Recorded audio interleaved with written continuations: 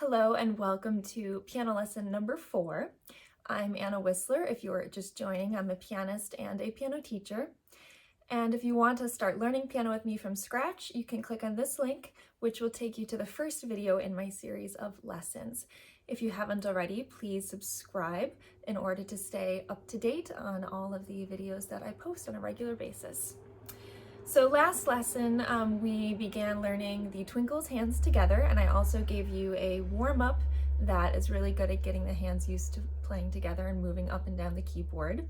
This week we're going to continue with the Twinkle's hands together, but we're going to do a rhythmic variation. I'm also going to provide some ideas for spicing up the warm-up that we did last week. So without further ado, let's get into the lesson.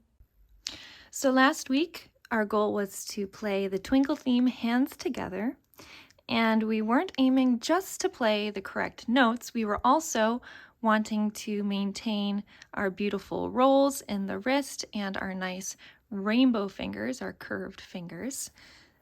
Today, what we're going to do is we're going to take the same notes that we had for our Twinkle theme, but we're going to have a different rhythm, some faster repeated notes, which actually calls for a different technique. We had our beautiful rolls of the wrist going that way last time, but today the technique is going to be more of kind of an actual knocking, like if you can imagine knocking on a door, where you cock the wrist back like this and then drop it down for the fingers to play the notes.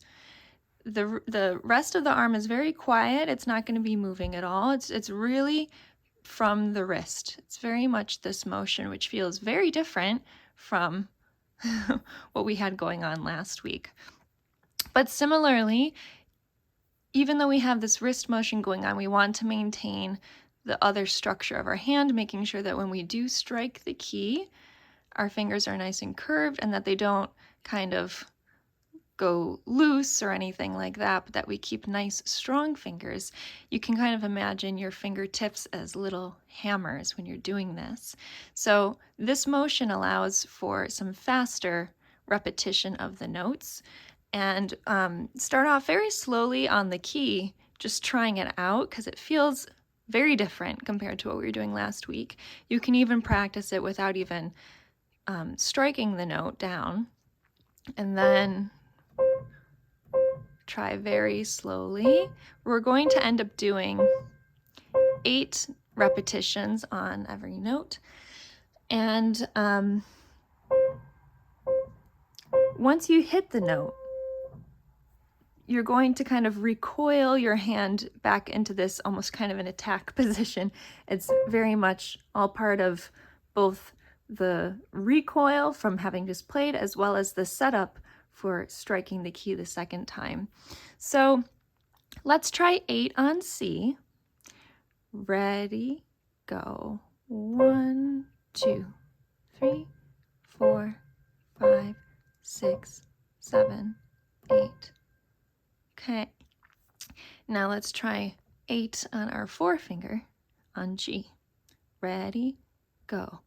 1, 2, 3, 4, 5, 6, 7, 8. You'll want to practice the whole right hand pattern and the whole left hand pattern this way.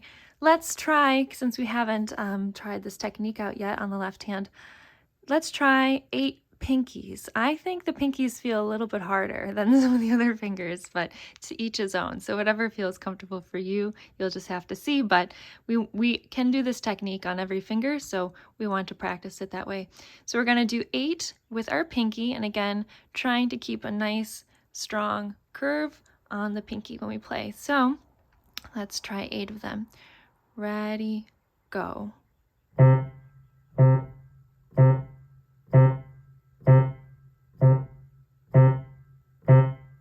Okay, then again you would play the whole variation on the left hand as well, and then once you get comfortable, you're going to try the technique hands together, so it'll sound a little bit like this.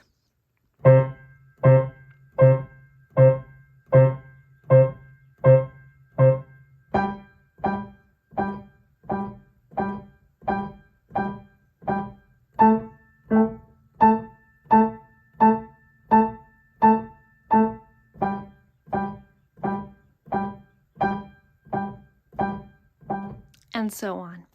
So that's the variation we're going to focus on this week. Again, if you're not sure if you're doing the technique, you can even take it away from the piano. You can go to a table, or if you have a piano, you can close the fall board, which is what this is called, and you can just even practice knocking. And then maybe just pick one finger, thumb, or your second finger, and see if you can keep that feeling of knocking while you're just using one finger to knock rather than your whole fist, and then transferring that back to the keyboard. All right, so I think that is a good assignment for this week. You also want to keep, and I didn't talk about this before, but you did such good work on your Twinkle theme last week with your hands together and the beautiful rolls. You want to keep that work in you, so still review that. I would try to play through the Twinkle theme with the rolls at least once or twice every day, either before or after going into the new material with the rhythmic variations. So eventually you'll build up this whole repertoire as long as you keep reviewing, which is really nice. All right, let's delve into our warm-up that we did last week. And I'll show you another way, speaking of variations, to spice this up for this coming week. So last week I introduced a warm-up where your hands get to play together, first walking, and then skipping, and then playing a chord, and then taking this pattern and gradually shifting up the white keys. Now we also talked about playing legato, which is what I was just demonstrating here. Legato being that one note is kind of connected to the next. It has to do with your transition from one note to the next. Legato is very smooth, sounds very connected. So the variation for this week, one of the variations for this week, is to play more staccato using the technique that we're covering in the Twinkle. So that knocking technique. Not necessarily repeating every note 8 times like we were doing in the Twinkle, but just knocking on each note will give you a very different staccato sound. So the notes are each going to sound like there's a lot more space around them. It's not going to be attached from one note to the next. So for example,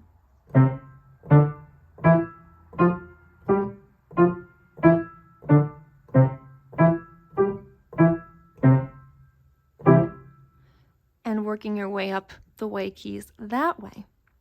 One more element I want you to be aware of and sort of experiment with this week is dynamics, which has to do with how loudly or how softly you play the note. So for example, you could try to play legato and loudly, or legato and softly, or staccato and loudly, or staccato and softly. So you have multiple different ways to kind of change it up for yourself every day and keep it interesting. So to play loudly, the only thing really controlling the dynamic of a note on the piano is the speed at which you depress the key. That's really the only thing. The faster you put the key down, the louder it's going to be, and the slower you put the key down, the softer it's going to be. A lot of people have it in their mind that you have to, like, I don't know, be really strong and, sort of attack the key from really high up. But you can play, as I just demonstrated, you can play loudly starting right on touching the key. It doesn't really matter, how high up you are or how much force you come down on the key. It's just as long as you are depressing the key quickly, you'll get a loud sound. If you're depressing the key slowly, you'll get a soft sound. So you just want to, as you're experimenting with playing softly and loudly, you just want to take note of how it feels in your body to play these dynamics differently. It takes a lot of control, I would say, to play softly, because there's a point at which if you depress slowly enough, you're actually not going to hear almost any note. So it's kind of a little bit of, you have to get used to how softly can I actually play with the note still sounding. And then playing loudly,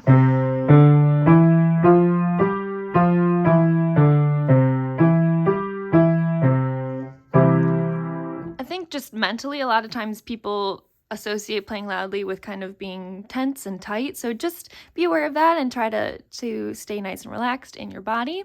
But those are multiple different ways you can spice up your warm-up practice for this week while still kind of maintaining the same note and pattern structure, but just altering a little bit how we actually play those notes.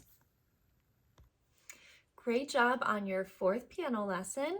We're really getting into it now, so it's very exciting, and I hope you're starting to feel more comfortable at the piano and just overall more confident with all the material that we're covering.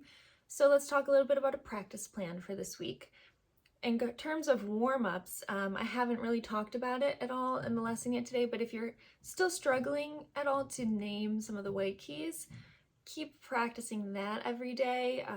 Again, you could do it as a little bit of a warm-up, closing your eye, playing a note, and then opening and trying to name it right away. Or again, just trying to pick all the C's out or all of the A's. Just give yourself little tasks to try to become even more familiar with naming all of the white keys, and we'll get to the black keys at some point soon. And then with the warm-up, you don't have to do all the different kinds of variations that I introduced in the lesson every day. If you want to, great. But you can do one kind of variation one day and another variation the next day, and should give you multiple days worth of different ways of playing the warm-up. So that is always a nice way to kind of freshen it up a little bit so that your practice isn't always the same. And then in terms of the twinkles, you want to keep practicing the twinkle theme because it, first of all, you've worked hard on it and it's just nice to have something to play. And secondly, it has that technique in there of the wrist rolls that we want to kind of maintain in us. So I would practice the twinkle theme 1 to 2, but ideally 2 to 3 times at least a day.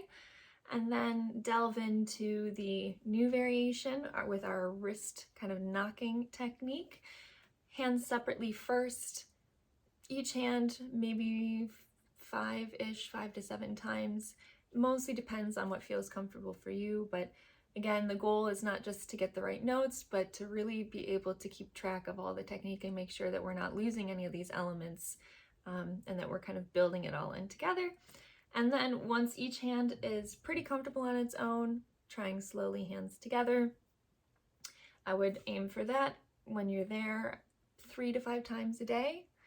And then towards the end of the week, if you're feeling very confident with the new variation of the rhythm, you can try playing the theme once and then go right into this the knocking technique variation to kind of get a sense of how it feels to change without taking a pause in between. So that would be my suggested practice plan. Again, I don't think that should take more than 15-ish to 20 minutes a day.